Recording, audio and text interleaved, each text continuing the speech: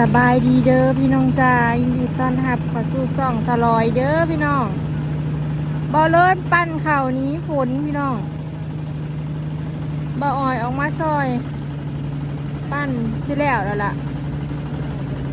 สลอยแห้งก็ออกมากับพ่อน้องเมยเนาะกับแม่น้องเมยข่าวดูพี่แน่แล้วก็ข่าวทงหน้าสลอยแน่แก่มาปั่นร่วมกันจักสิได้จักสอบพี่น้อง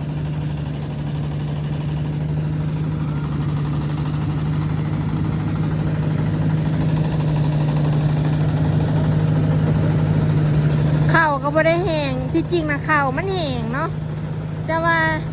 มันมาห้ำอยู่ในกล่องพี่น้อง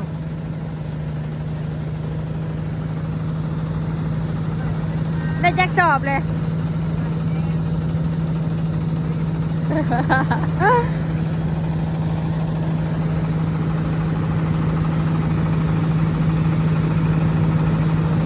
ได้จักสอบเลยเฮ้ยเฮ้ยย้ายได้จักสอบแล้วเข้านะ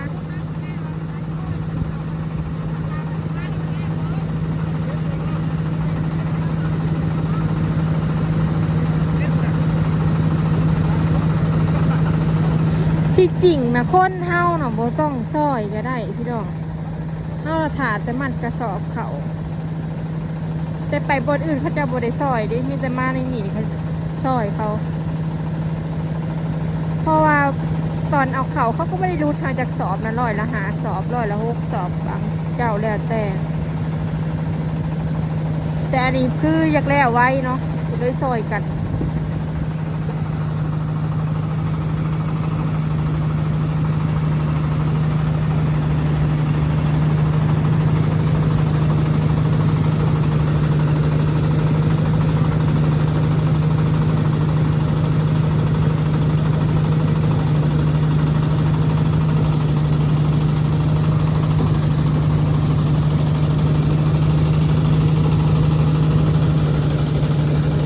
เดี๋ยวรอปั่นแล้วว่าสิได้จักสอบพี่น้อง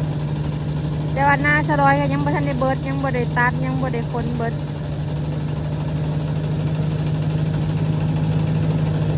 เข่าเกือบแถวพี่น้องบ่หอดแถวเนาะหน้าฟังนี่ก็บ่หอดแถวเดี๋ยวสิพามาเบิ่งเข่าบ่เลินพี่น้องอันนี้เข่าเรือบ่อ๋อไปหากินข้าวก่อนไปโอ้ข้าวเก่าสิขายบ่นี่ฮะข้าวเก่าแล้วข้าวเก่าพี่น้องข้าวเก่าพะเรือจักสอบเรือหลายบ่2 4 5 6ประมาณ10กว่าสอบพี่น้องเพิ่นสิขายข้าวเก่า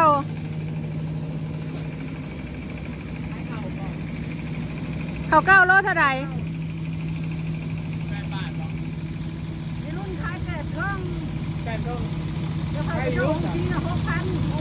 ไปกินข้าวแม่ซื้อเรากินมานะโอ้กินข้าวบ่ได้ถึกเวลาบ่อ่อนนะสู้10 โมง 11 โมงกินข้าวเช้าเจ้าของแห้งจ่อยบ่มีแห้งอยู่สรุปได้จักสอบเพิ่นไปนับเบิ่งเลยปีนี้ข้าวเก้าพะเรือสิขายข้าวเก้าพี่น้องบ่ร้อนปีที่แล้วข้าวเก้าจะเรือจักสอบ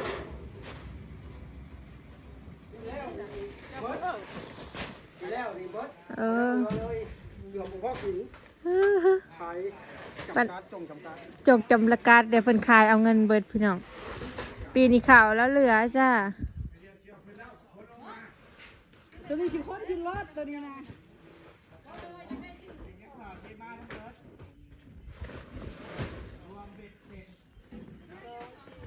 ปั้นแล้วเรียบร้อยพี่น้องเขาใหม่ก็จะเอาขึ้นเล่า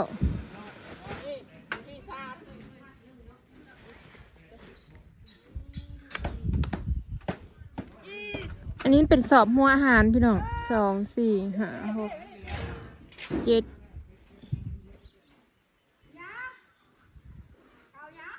7สอบ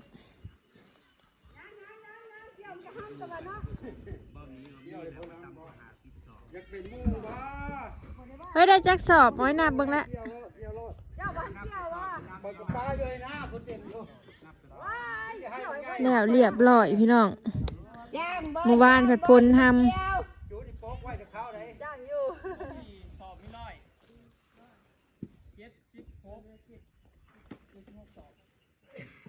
ยาเท่านั้นได้จักสอบ ำปลา76 อยากได้40นึงนะ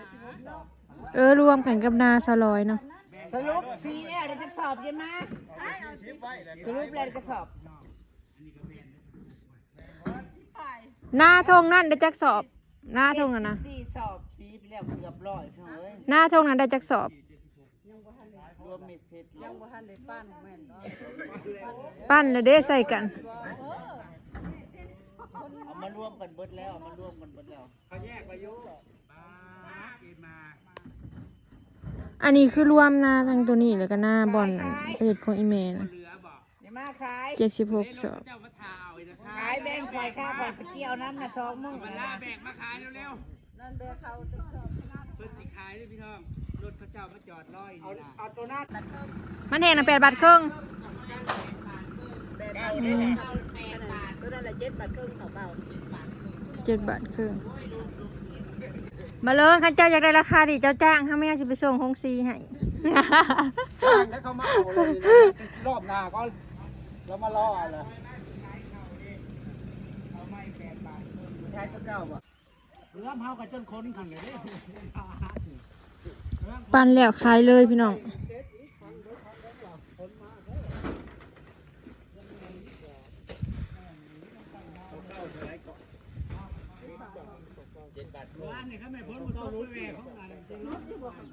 ดู7 ครึ่งเขาไม่8 ครึ่ง8 บาทครึ่ง ขายเขาไม่ยายมาจังได้ราคาดี คือว่าเขาถือได้พี่น้องปีนี้ข้าวใหม่น่ะ8 บาทครึ่งข้าวเก้านั่น7 บาทครึ่ง เขาไม่แล้วมันหนักเด้ร้อนบ่ท่านเด็ก ท่านก็เอาไว้ให้เขาอันใส่เหล่าเฮ้ยเบิดแล้วขายบ่ทันบ่เลยอันนี้จงเลยแล้ว โอ้ยบ่เลยได้กินข้าวใหม่ก้อนหมู่ปีนี้ พี่กายเรื่องเนี่ยเขาก็ใหญ่เลยเนาะโอ้โหเขาชิบดทำได สรุปจักสอบยายมาขายนะ แม่นเบิ้งบ่แถวนี้ 76สอบ มาแต่หน้าทำงานแล้วเนาะ 8สอบ ทงนั้นได้จักสอบบ่เลย ดูเสียกัน แยกแล้ว เอ้ย บอย หน้าเท่านี้เด้จักชอบนี่นะเบิ่งดู เพื่อจะขายเขาหน้าบ้าน เลี้ยงนี่แหละ ตัวนี้น่ะบ่แม่นภาค มีเข่าอีก กระ ว่า โป ตัว ง นี้ เจาะเขากัน เป่าแค่ตัวนี้นะ นี่เด้นี่เขานี่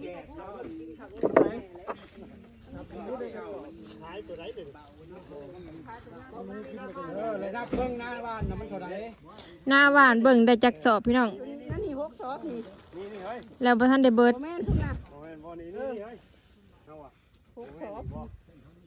พกไปตัวไหนใหม่ นี่เด้น น้ำมันน้ำมัน 8 9 10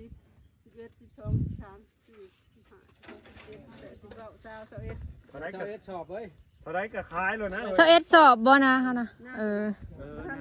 ยังบ่ทันได้เบิด น่าจะได้40 แล้วเอามัดนะ เออ เดียว เอาเทว ตัวเจ้าตาซองให้น้ำมันแล้วซะ ยัง มันเปียก มันเปียกเด้ แถวเดียวฮอดบ่10ไผบ่ฮอดเนาะ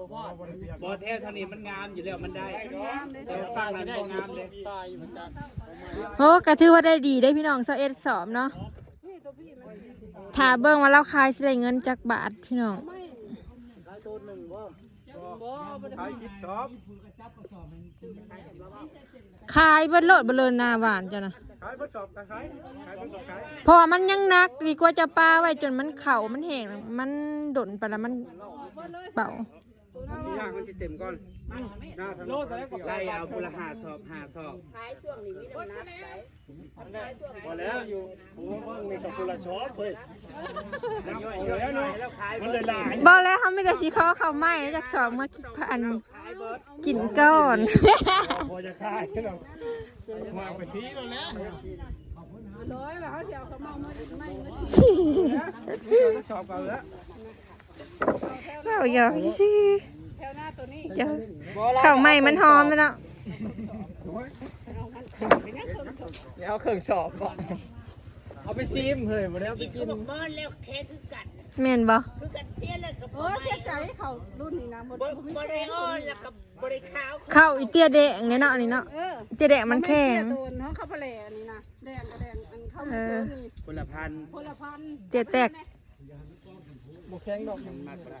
บ่แข็งตัวนี้นะแต่ขนาดเป็นก้า เม็ดก็คือสิบ่แข็ง เก้ายังบ่ได้แข็งนี่เขาเจอ สรุปเราสิขาย21สอบพี่น้องเขาวหน้าว่านนะ สรุปนะว่า ขายยามนี่มันได้ดีเพราะว่ามันนำนักมันดีพี่น้อง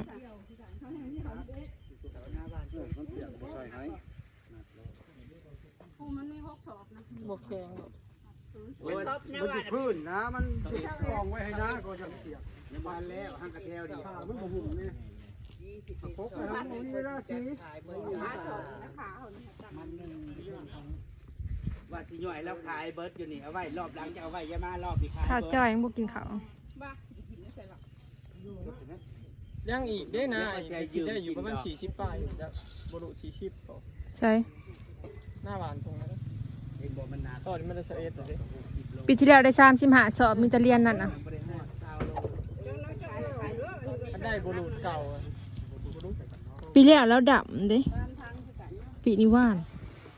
สองสอบมันน่าจะฮอด100 โลได้ยังไงกะชิ้นแล้วโอ้โหจ้า ไปอัดเฟืองไซมอนไปอัดอยู่ในบ้านพี่ชัย สัมภะวัดสัมภะ วัดตำผานี่ไปพี่บอลเพิ่นใส่ออกงานเลยพี่น้องไปอัดเฟืองก็พอผู้อยู่วัดตำผาทางเมื่อบ้านบ่อยนะพี่น้องวัดบ้านบ่อยเนาะไปแล้วออกงานเลยปีนี้เรามีธุรกิจอัดฟาร์มของครอบครัวพี่น้องเป็นธุรกิจครอบครัวเรา ปีนี้เราบ่มีหุ้นส่วนได้แต่ปกตินะเราออกกันกับหมู่ค่ะรถปันเขาเราก็ไปกับหมู่อันนี้หมู่นะโจ๊ะอะไรให้ไม่เท่าแหล่เป็นผู้เดียวก็เลยเราก็เป็นธุรกิจครอบครัวเลย ออกงานแล้ว3พ่อลูก ฝนตกลิ้นเขาเรายังบ่ให้ขึ้น สรุปปั่นแล้วขายพร้อมพี่น้องพาเบิ่งว่าสิได้เงินจักบาทโลละ8 บาทครึ่ง ให้สั่งมาหลายต้น ร่างลุ่มๆลงมื้อเช้านี่ก็กับปี ว่านี่ก็เกี่ยวเต็มอยู่ ฮึบ2สอบ 60 61 61โลตกโล ขาย ละ ยามนี่กันมันได้น้ำหนักเด้อ 61ก็สอบหนึ่ง30โลหนึ่งพี่น้อง30หน่อย มากก็มาพอดีสี ถ้าสอบใหญ่อัน ศพใหญ่เนี่ยได้เขา90 โลสิขอยไปซื้อบ้านน้องเรืองเขาไปที่ใส่ศพใหญ่ ถ้าเราบ่มามือเฮาสีนี่ก็ตายไปก่อนแล้วยาวเลยจุดก้อนนี่ยังยาวเลยปลาเฮือนโจนหล่าลิกันเลยใจ น้ำหนักโล ๆขายเข่าหน้าบ้าน บ่ พี่น้อง ขายตอนนี้ดีแล้วบ่ต้องยกให้มันเมื่อยบ่ยกขึ้นรถ เสียแห้งลายเถื่อได้หยุดขึ้นเหล้าขึ้นเบียร์ แถมยังเบาพร้อมขายหลา จุ่มเสียดายก็มีของที่ขายเบิดเด้พอว่า นั่นแหละจังหวะผู้ได้ขายหลามันแห่งกับราคาตกอีกเข้ากระเป๋า บอ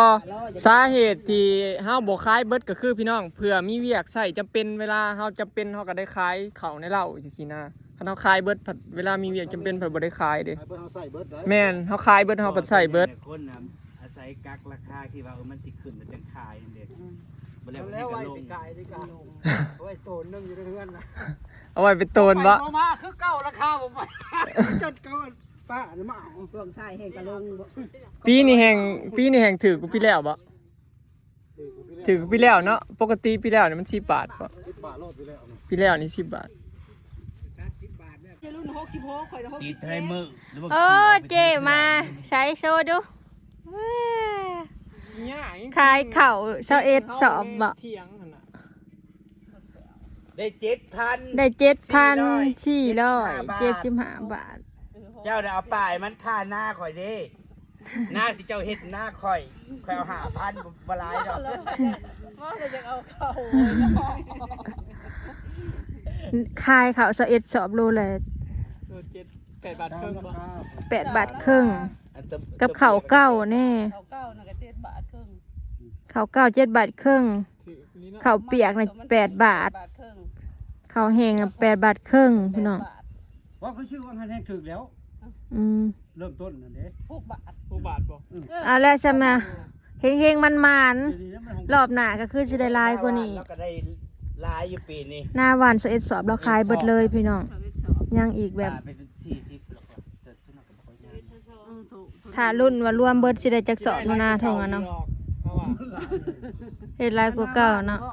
หน้าหวานสิได้ลายกว่าเก่าอยู่ ปีที่แล้วได้จักสอบรวมเบิดนาทงนี่ 34 34บ่นี่ หน้าตัวนี้ รวมเบิดร้อยจะ 136 136ปีนี้คือสิได้ตื่มอยู่ค่ะ ตัวพุ่นนั่นพอดี170เท่าไหร่73บอก เฮ็ดนาขายข้าวพี่น้อง บ่ฮอด ช่วงนี้ปีนี้อ่านน้ำ พอได้ใส่เนาะพอได้ใส่ได้จ่าย จ่ายมันจ่ายได้ อันนี้รอบแรกเด้อพี่น้องเนาะ ปีแรกมันเป็นเพี้ยในปีแรกนี่ก็ตายได้ ขึ้นว่าแถวจนห้องเลยนี่นะแต่บดแต่ตูมน้อยลงไปนะ นี่แหละเงินขายข้าว เ